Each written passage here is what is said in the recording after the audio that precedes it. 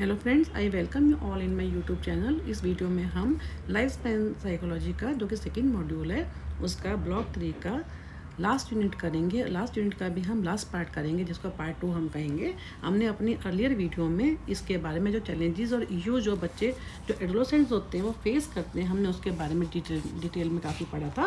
अब हम जो पढ़ेंगे वो है coping with the loss of normality, क्योंकि हमने अर्लियर वीडियो में ऑटिज्म वाले बच्चों के बारे में भी पढ़ा था। अब उसमें क्या है कि जो बच्चे जो ऑटिज्म है जिनको ये पता चल जाता है कि उनको ऑटिज्म है या वो बाकी नॉर्मल बच्चों से अलग हैं, तो वो कैसे जो पेरेंट्स हैं वो कैसे उनकी हेल्प कर सकते हैं उस coping with loss of normality. का मतलब क्या है, लॉस ऑफ नॉर्मल, जो कि बच्चे नॉर्मल नहीं हैं उस चीज़ के लिए कैसे पेरेंट्स हेल्पफुल हो सकते हैं। कोपिंग, उनको चीज़ को उस चीज़ से कॉप अप करने के लिए, नॉर्मल होने के लिए, उनके अंदर जो फीलिंग है, जो एक फीलिंग आ जाती है कि हम बाकी बच्चों से अलग हैं, उसको उससे कॉप अप करने के लिए, उसके साथ स्ट्रगल करने के लिए, बच्चों को तैयार करने के लिए। अब देखिए इसमें क्या है कि a few factors seem to facilitate the process, a higher level of interest in others, a high level of insight into difficulty social interaction, higher IQ. इसमें सिंपल ये दे रखा है कि कैसे कैसे जो है, क्योंकि हमने लास्ट वीडियो में किया था कि उनका इंटरेस्ट जो होता है they show lack of interest, avoidance है, लेवल ऑफ इंसाइट उनका कम था। तो उन्हीं सब के बारे में कहा है कि बच्चों में इंटरेस्ट पैदा करके दूसरे बच्चों के लिए सोशल इंटरेक्शन को वो करके एनहांस करके, उनका ये चीज़ करके कि जो उनकी इंसाइट में हमने किया था, जिनमें बच्चों को पता ही नहीं होता कि वो क्या बोल जाते हैं, कोई ऐसे वर्ड्स बोल जाते हैं जो कि सामने वाला उनको फील कर जाता है, जो उनको इंसल्ट हो जाती है। तो उन वर्ड्स को रोकने के लिए तो सिंपल ये है। अब क्या, once the adolescent realizes that he has significant difficulties in conducting social relationships compare to his peers, he needs deal with the loss just like dealing with another loss. जब बच्चों को ये पता चल जाता है एडोलेसेंट्स को कि वो जब बाकी बच्चों से अलग हैं, जो अपने जो बाकी पीयर ग्रुप है उनसे वो डिफरेंट हैं, तो उनको क्या होता है, इस लॉस से डील करने के लिए ज़रूरत होती है ताकि वो नॉर्मल हो सके। Understanding the thoughts, feelings, and behavior of an adolescent with autism is the necessary first step in helping them out and bring their for him, यानी उनको इस चीज़ से कॉप अप करने के लिए कि ताकि बच्चों के जो थॉट, उनकी फीलिंग को समझ के, उनके थॉट्स को समझ के, उनके बिहेवियर को समझ के कि ऑटिज्म है इन बच्चों को, तो उसके लिए हम कैसे उनको कुछ उन्होंने स्टेजेस दी हुई हैं, जिसमें इन्होंने क्या कहा, anger, denial, depression, acceptance and adaptation. ये क्या है, इसमें इन्होंने क्या कहा है कि अलग अलग स्टेजेस दे रखे कि पेरेंट्स को क्या है, parents should understand the coping process that goes in stages. इन्होंने स्टेजेस को जो दी हैं so that they can understand in the state the child is and how they can help them. Anger, अब मोस्ट कॉमनली इन्होंने अलग अलग नाम से दिए हैं कि बच्चों के साथ गुस्सा आता है, डिनाइल, डिप्रेशन, एक्सेप्टेंस, एडेप्टेशन, यानी इन्होंने 5 तरह के, ऐसा कोई जरूरी नहीं कि किसी बच्चे में, ऑटिज्म वाले बच्चे में ये 5 स्टेजेस होंगी, किसी में ये हो भी सकती हैं, किसी में लगातार हो सकती है, किसी में कोई 1-2 हो सकती हैं। तो इसने कहा कि adolescent will not go through these stages one after another but rather display a larger or smaller aspect of each at any given point of time. तो दिस इनमें बहुत पेनफुल प्रोसेस होता है for not only adults adolescents but also for others who care for him, क्योंकि जो बच्चा इन सब stages से निकलता है तो सिर्फ एडोलेसेंट के लिए नहीं, उनके जो जो उनके पेरेंट्स हैं, उनकी जो केयर गिवर्स हैं, उनके लिए भी बहुत ही पेनफुल होता है। So parents may find themselves compelled to forget the whole thing and act as if nothing is happening. तो पेरेंट्स को अपने लिए कुछ तैयार करना पड़ता है, अपने आप को ये भूलना पड़ता है कि हमारे बच्चों को ये प्रॉब्लम है, और उनको ये तैयार करना पड़ता है कि नहीं, ऐसा कुछ नहीं हुआ है। दे वांट टू बी, अपने आप को प्रिपेयर करना पड़ता है, नॉर्मल करना पड़ता है। And denial is one form of getting over the problem. उसमें क्या होता है डिनाइल के लिए, it is important for the parents to help the youngster not to deny but to face the problem and handle it squarely, क्योंकि बच्चों का यह पता चल जाता है कि जो नॉर्मल नहीं है वो बाकी अपने पेयर ग्रुप से अलग हैं।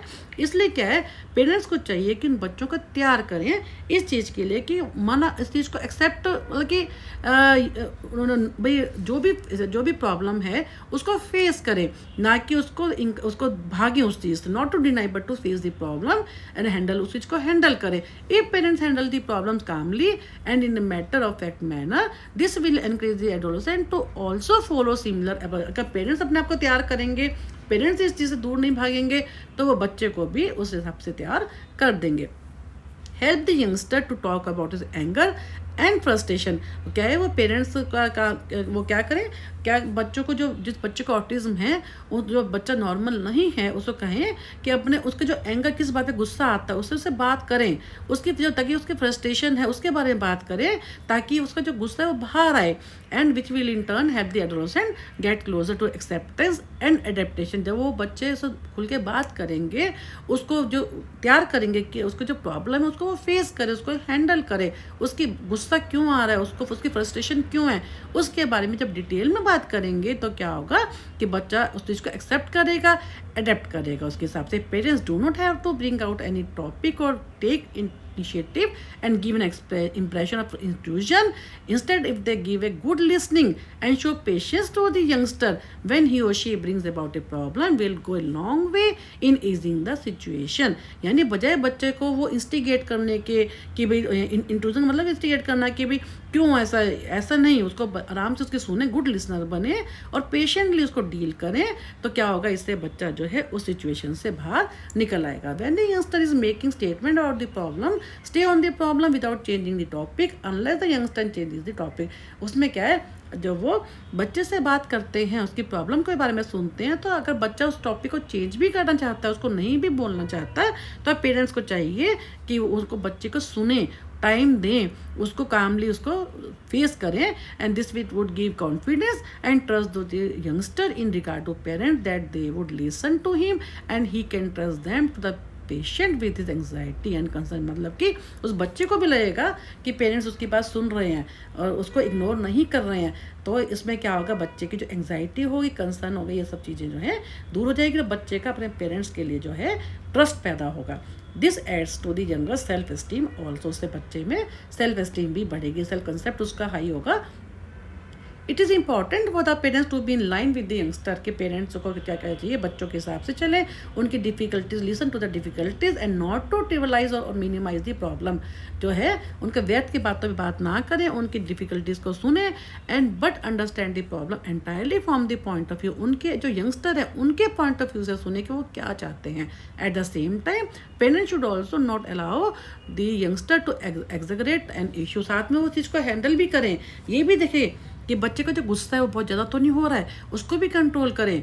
वो तो ओवरऑल जो है मैं पेरेंट्स का दिखा रखा है कि पेरेंट्स को इसमें क्या करना चाहिए। With the parents find the youngster not coming for frankly with the problem और फाइंड द यंगस्टर हेजिटेटिंग। अगर पेरेंट्स को लगता है कि बच्चा उसको हेजिटेट कर रहा है या फ्रेंकली अपनी प्रॉब्लम के बारे में नहीं बता रहा है, every effort should be made to offer the option of counselling.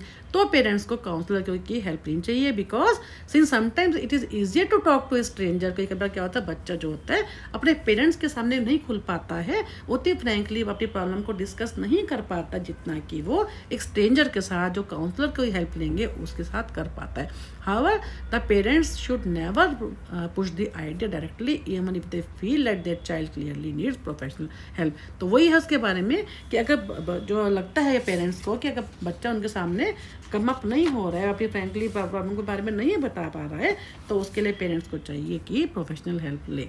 तो इस टाइप से इन्होंने कहा है। अब उन्होंने क्या सिम्टम्स दे रखे हैं कि क्या क्या सिम्टम्स हैं अगर बच्चा जो है डिप्रेशन में है, ये डिप्रेशन के सिम्टम्स दे रखे हैं कि भाई if the parents find the youngster depress they could consult a psychiatrist and get the needed medication to overcome the depression. कौन कौन सिम्टम है, अगर बच्चा अपीयरिंग सैड बहुत मोस्ट ऑफ द टाइम, बच्चा हमेशा उदास रहता है, ज़्यादातर इरिटेबल है और बड़ा छोटे छोटे बातों पर उसको गुस्सा आना शुरू हो जाता है, उसको नींद नहीं आती है, not being able to fall asleep, waking up in the middle in the night, वही उठता है सोता है, मतलब उसको ठीक से उसको नींद नहीं आती है। कंप्लेनिंग दैट ही इज, हमेशा वो कंप्लेन ही करता कि मैं थका हुआ हूँ, और wanted to take nap during, और दिन के टाइम नैप्स का मतलब क्या, नींद, छोटी छोटी शॉर्ट ड्यूरेशन की नींद होती है, वो लेना चाहता है। ईटिंग लेस और मोर, या तो बहुत कम खा रहा है या बहुत ज़्यादा खा रहा है, और पुटिंग हिमसेल्फ डाउन और सेइंग ही, या अपने आप को डाउन करना चाहता है, डिग्रेड करना चाहता है।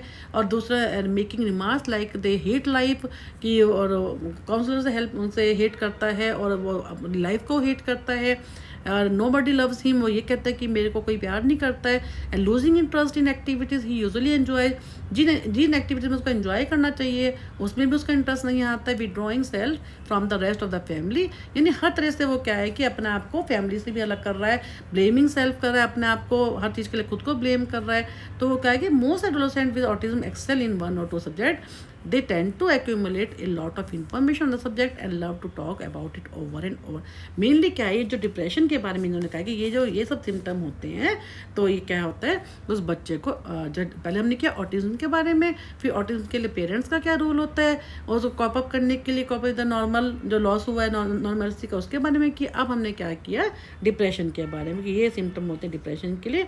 उसमें क्या होता है, ऐसे में rather than avoiding the subject try finding new ways to engage the youngster in the subject, structure the topic in different way, find a way to challenge the youngster. यानी वही है, उन्होंने क्या कहा है कि be creative and let the sky to be limit. कहने का मतलब है कि पेरेंट्स को ऐसे में क्या चाहिए कि बच्चे में इंटरेस्ट ना पैदा खोए, बच्चे को जो है उसमें हर चीज़ के लिए इंटरेस्ट पैदा करें कि लाइफ बोरिंग नहीं है, और वो क्या कहते हैं उसको न्यू वेज दें, नए तरीके से उनकी जो थिंकिंग है उसको क्रिएटिव करें, बच्चों को नए तरीके दें लाइफ जीने के लिए, ताकि बच्चों का जो इंटरेस्ट है, जो डिप्रेस चाइल्ड है, उसमें लाइफ के लिए जो है इंटरेस्ट पैदा हो सके।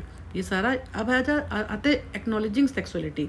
इसमें क्या है कि पेरेंट्स को उनकी जब बच्चे जो एडोलेसेंट एज है, क्योंकि वो सेक्सुअली भी मैच्योर होते हैं, तो अब उनकी सेक्सुअलिटी के बारे में बताना मेनली ये है कि एक्नॉलेज करवाना कि आप जो है sexually you are grown up.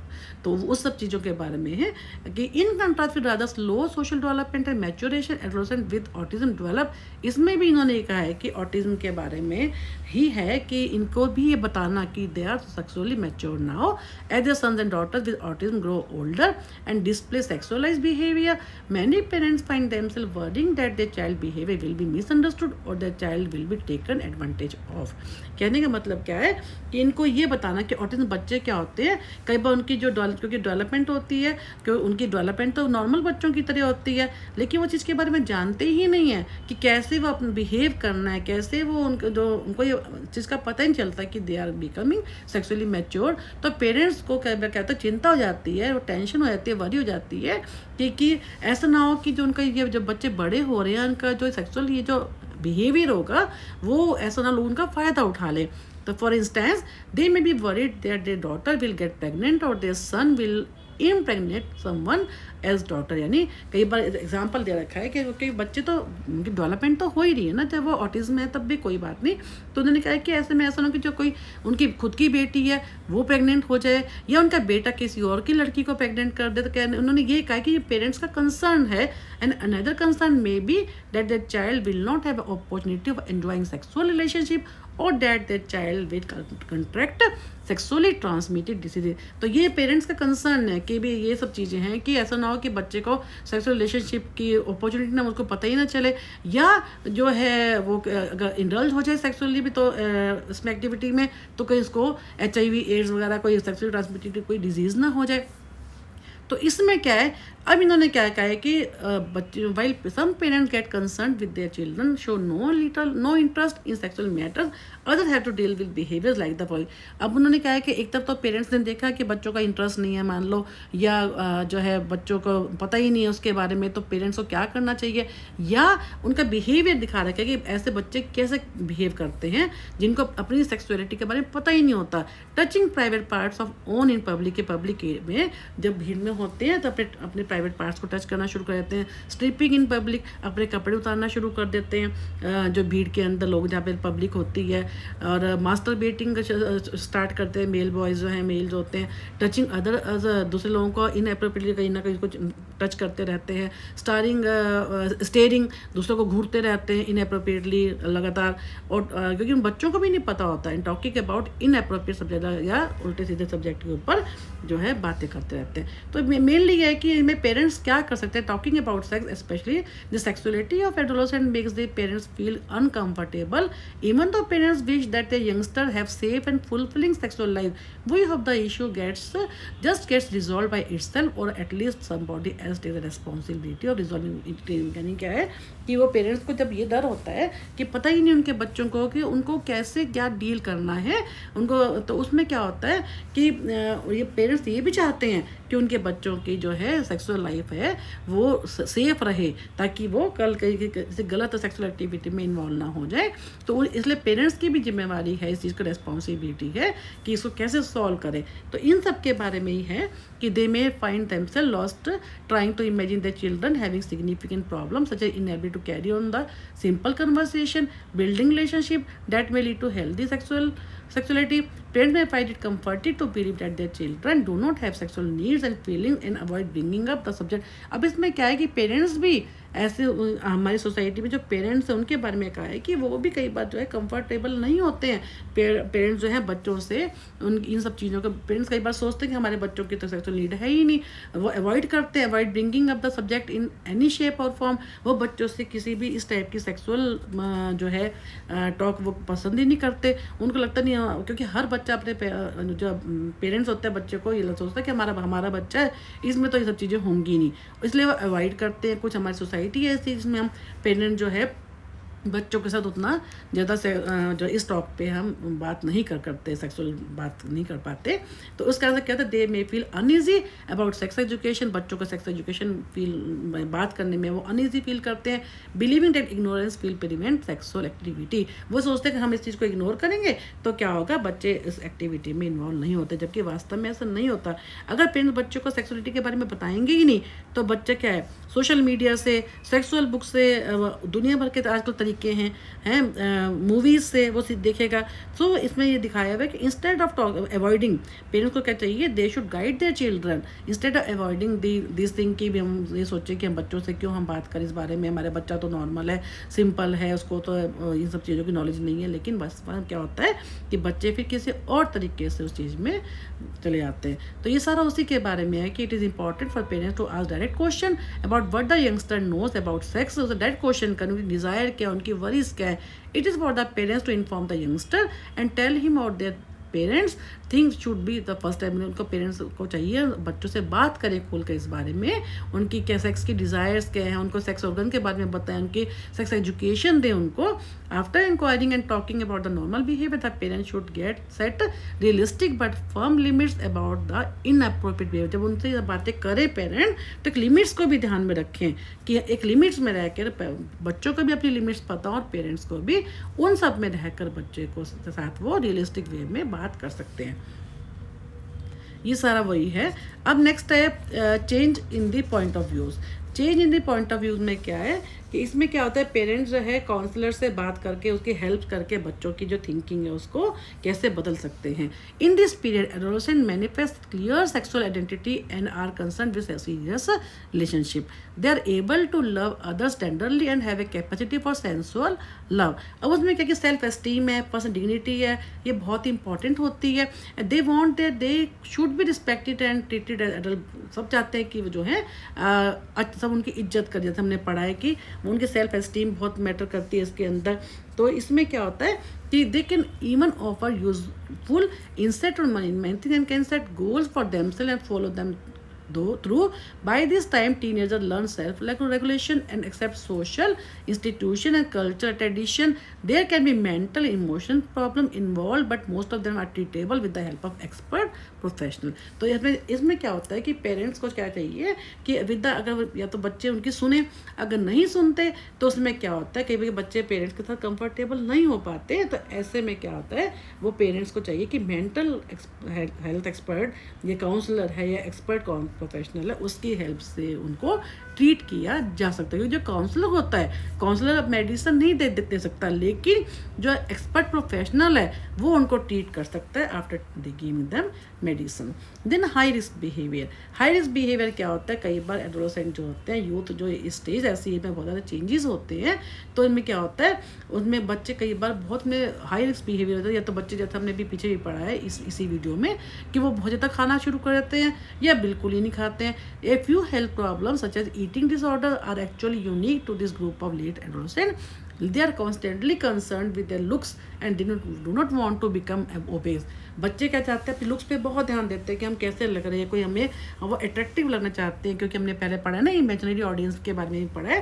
तो इसमें क्या होता है, या तो भूखे रहते हैं या बहुत ज़्यादा बिंज ईटिंग स्टार्ट करते हैं। बहुत ज़्यादा खाना, भूखे रहने का मतलब क्या है, वो उनको एनोरेक्सिया नर्वोसा हो जाता है, या बिंज ईटिंग बहुत ज़्यादा खाते रहते हैं, वो अपने हेल्थ पे ध्यान नहीं देते हैं। इसमें 3 तरह के डिसऑर्डर होते हैं, एक होता है एनोरेक्सिया नर्वोसा, एक होता है बुलीमिया, एक होता है बिंज। एनोरेक्सिया में तो बच्चे खाना ही बंद कर देते हैं to remain fit and fine, ताकि लोगों उनको देखें, अट्रैक्टिव लगे वो देखने में। नेक्स्ट कम टू जो है बिंज ईटिंग। बिंज ईटिंग में क्या होता है, खाते रहते फूलते जाते, वो ध्यान ही नहीं देते। एक है बुलीमिया नर्वोसा, जिसमें खाते हैं लेकिन हाथ के हाथ उसको बाहर निकाल देते हैं, चाहे वो लेग्जेटिव्स लेते हैं, चाहे वो वोमिटिंग करते हैं। तो इनमें मेनली क्या है, इस टाइप की हेल्थ प्रॉब्लम दे रखी है, such as eating disorder which happen in the adolescent time. And also this are age when that they develop high risk behaviour. कौन से होते हैं, ड्रग्स लेना स्टार्ट करते हैं, एल्कोहल है, स्मोकिंग है, एडवेंचर स्पोर्ट होते हैं, में जान की परवाह नहीं करते। तो वही सब चीज़ें हैं कि, और ये सब क्या होता है, many of this behaviour are challenge to the existing norms and systems, जो कि हमारे नॉर्म्स के हिसाब से गलत होते हैं, एक्सेप्टेबल नहीं होते हैं। They tend to defy the norms and take risk. Through such behaviour they try to convince themselves and their peers and parent that they are grown. ऐसा वो जब करते हैं तो क्या दिखाना चाहते हैं अपने पीयर्स को और अपने पेरेंट्स को, कि अब हम बड़े हो गए हैं, उनको कन्विंस करना चाहते हैं कि अब हम छोटे नहीं रहे हैं, बड़े हो गए हैं। उसमें क्या है, during adolescence children develop the ability to comprehend abstract. जैसे अभी हमने टोटल इन्होंने बता दिया कि एडोलेसेंस में क्या होता है, उनकी एब्स्ट्रैक्ट थिंकिंग हो जाती है, such as higher mathematical concept हो जाते हैं, डेवलप मोरल फिलोसफी में पार्टिसिपेट करते हैं, राइट्स क्या है, क्या उनके अधिकार है, क्या उनका प्रिविलेजेस मिली हुई हैं, लीडरशिप में आ जाते हैं, maintain satisfy personal relationship by learning to share intimacy without invitation and dread. वही है कि वो पर्सनल रिलेशनशिप बना लेते हैं अपने, और इसके अलावा बहुत ही आइडेंटिटी इशू हो जाता है उनको, और question old values without a sense of dread और लॉस ऑफ आइडेंटिटी। जो हमारे ट्रेडिशन वैल्यूज़ हैं उनके ऊपर क्वेश्चनिंग करते हैं, अथॉरिटी को क्वेश्चन करते हैं। तो इन्होंने कहा है कि एडोलेसेंस में बच्चों में ये सब चीज़ें आती है। तो ये यूनिट यहीं पे ख़त्म होता है। नेक्स्ट वीडियो में हम नेक्स्ट ब्लॉक का फर्स्ट यूनिट स्टार्ट करेंगे, 4th ब्लॉक होगा जो। Thank you for watching my video. And मैं अगेन इसके जैसे मैं अभी करती आई हूँ कि डिस्क्रिप्शन बॉक्स में आपको अर्लियर जो हमारे ब्लॉग्स हैं इसके, अभी क्योंकि आज 3rd ब्लॉक भी ख़त्म हो गया है, तो मैं सारे ब्लॉग्स जो अभी हमने किए हैं उन सब के जितने भी यूनिट्स हैं उनका एक लिंक डाल दूँगी, जिसके ऊपर आप क्लिक करेंगे तो आपको एक पूरे ब्लॉक की, ऐसे ब्लॉक 1 की, ऐसे ब्लॉक 2 की, ऐसे ही ब्लॉक 3 की एक सिंगल लिंक डालूंगी। तो जिसको आप क्लिक करोगे तो आपको पूरे जो 4 यूनिट हैं, जैसे हमने अब तक 12 यूनिट कंप्लीट कर दी हैं, उनकी कंप्लीट वीडियोस खुल जाएगी। तो मैं आपको फिर से रिक्वेस्ट करूँगी कि जिन लोगों ने मेरा यूट्यूब चैनल लाइक, शेयर और सब्सक्राइब नहीं किया वो मैक्सिमम करें, ताकि मैक्सिमम स्टूडेंट इसका बेनिफिट उठा सके। और इससे मुझे भी मोटिवेशन मिलती है और मैं आपके लिए और अच्छे वर्ड्स में, सिंपल वर्ड्स में वीडियो लेके आती हूँ। Thank you.